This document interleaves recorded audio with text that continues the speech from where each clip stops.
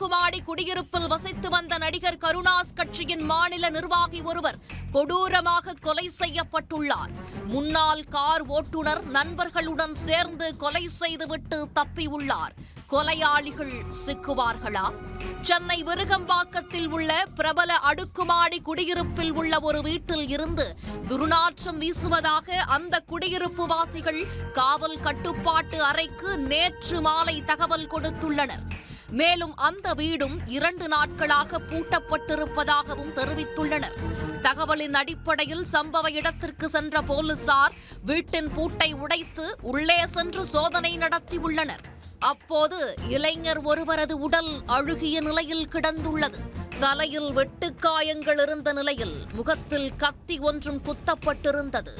அழுகிய நிலையில் கிடந்த உடலை மீட்டு பிரேத பரிசோதனைக்காக கீழ்ப்பாக்கம் அரசு மருத்துவமனைக்கு அனுப்பி வைத்த விருகம்பாக்கம் போலீசார் விசாரணையை தொடங்கினர். உடலில் உள்ள வெட்டுக்காயங்களை வைத்து இளைஞர் கொலை செய்யப்பட்டது உறுதியானது. கொலை செய்யப்பட்டவர் குறித்து விசாரித்த போது வேளச்சேரியை சேர்ந்த வழக்கறிஞர் வெங்கடேஷ் எனவும் அவர் நடிகர் கருணாசின் முக்குளத்தோர் புலிப்படை கட்சியின் வழக்கறிஞர் பிரிவு மாநில இணைச் செயலாளராக இருந்ததும் தெரிந்தது.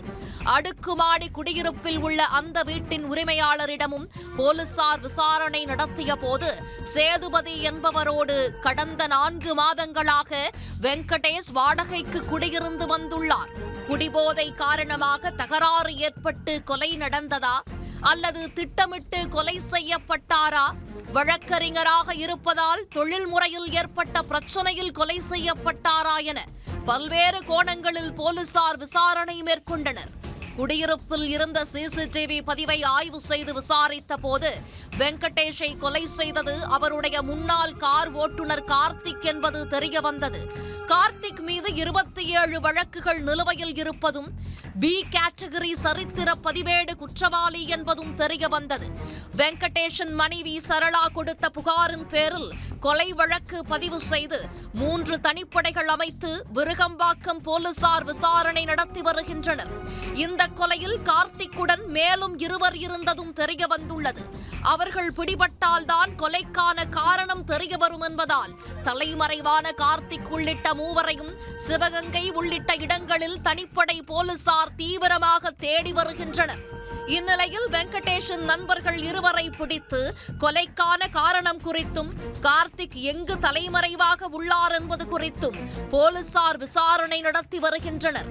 சென்னையில் உள்ள அடுக்குமாடி குடியிருப்பில் வழக்கறிஞர் கொடூரமாக கொலை செய்யப்பட்டு கிடந்த சம்பவம் பெரும் பரபரப்பை ஏற்படுத்தியுள்ளது.